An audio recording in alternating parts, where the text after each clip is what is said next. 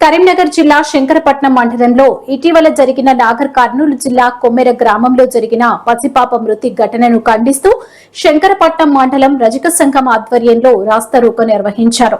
నిందితులపై వెంటనే చర్యలు తీసుకోవాలని రజక సంఘం మండల అధ్యక్షుడు తాడిచెర్ల తిరుపతి డిమాండ్ చేశారు.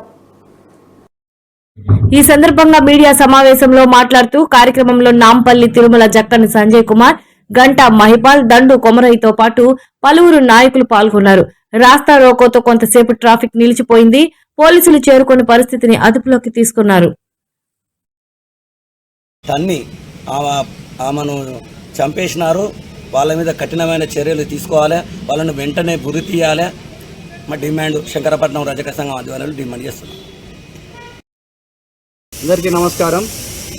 ఇటీవల నాగర్ కర్నూలు జిల్లా కుమ్మెర గ్రామంలో దేవాలయ దర్శనానికి వెళ్ళిన రజక బిడ్డలపైన ఆ గ్రామ సర్పంచ్ అలాగే మరికొంతమంది అగ్రవర్ణాల రెడ్డిలు వారిని గుడిలోకి వెళ్ళి దర్శనం చేసుకోకుండా అడ్డగించి ఎందుకు దర్శనం చేసుకోలేదు దర్శనం చేసుకుంటామని ఎదిరించిన రజక బిడ్డలపై దాడి చేసి వారిని కొబ్బరికాయల రూమ్లో వేసి బంధించి కొట్టిన సందర్భంలో పసిపాపను పట్టుకొని బతిమలాడిన బాలింతను వివక్షణంగా తనపై దాడి చేసి పసిపాపను కూడా తన్ని ఆ పసిపాప ప్రాణాలకు కారణమైన ఆ అగ్రవర్ణాల ఆ సర్పంచ్ను అలాగే శ్రీనివాస్ రెడ్డి, ఆ గురునాథ్ రెడ్డి, మిగతా అందరినీ వెంటనే ప్రభుత్వం వారిపై చర్య తీసుకొని వారిని బహిరంగ ఉరి తీయాలని మేము శంకరపట్నం మండల రజక సంఘం తరఫున డిమాండ్ చేస్తున్నాము. 1-2 రోజుల్లో వారిపైన స్పష్టమైన చర్య తీసుకోకుంటే శంకరపట్నం మండలం అన్ని పార్టీల ఆధ్వర్యంలో బంద్కు పిలుపునిస్తున్నాము.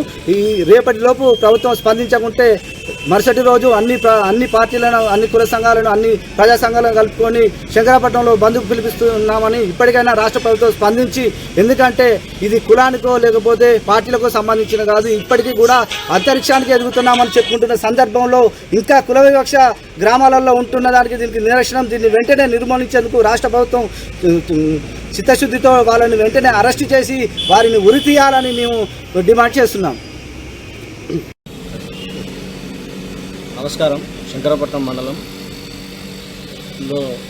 ఈరోజు మొన్న జరిగినటువంటి నాగర్ కర్నూలులో జరిగినటువంటి ఒక దుర్ఘటన సభ్య సమాజం తలదించుకునే విధంగా జరిగిన సంఘటన పైన ప్రభుత్వం వెంటనే స్పందించి అట్టి చర్యకు పాల్పడినటువంటి బాధ్యులను అగ్ర కులాల రెడ్డి బిడ్డలైనటువంటి వారు ఈరోజు కులాలకు మతాలకు అతీతంగా మనం ప్రయాణం చేస్తున్నాం అనుకున్న తరుణంలో ఈరోజు ఒక పసి బిడ్డను కూడా లెక్క చేయకుండా కాలితో తన్ని తన ప్రాణాలను తీసినటువంటి రెడ్డి బిడ్డలను ప్రస్తుత ప్రభుత్వం వారిపై కఠిన చర్యలు తీసుకొని వారిని ఉరిశిక్షించాల్సిందిగా మేము డిమాండ్ చేస్తున్నాము.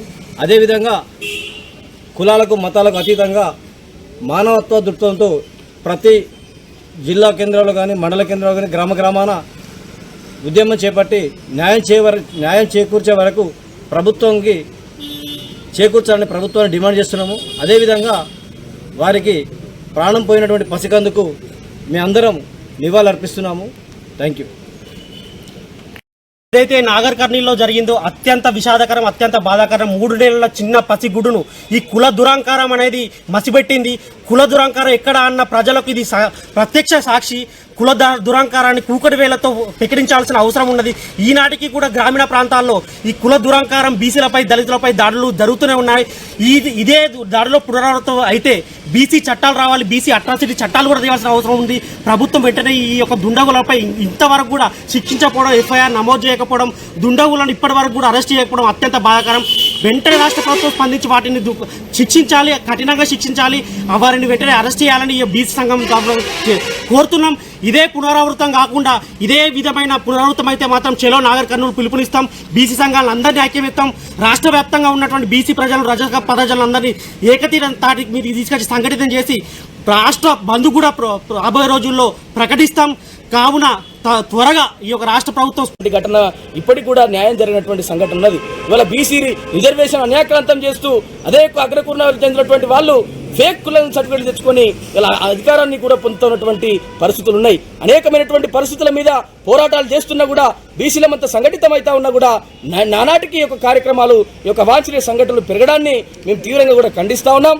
అయ్యా మీరు ఇలా 78 ఏళ్ల స్వతంత్ర భారతదేశంలో అన్ని రంగాలలో మీరు అధికారం అనుభవించి డబ్బును సంపాదించుకొని భూస్వాములుగా ఉండి ఈ దేశాన్ని రాష్ట్రాన్ని పరిపాలిస్తా ఉన్నారు.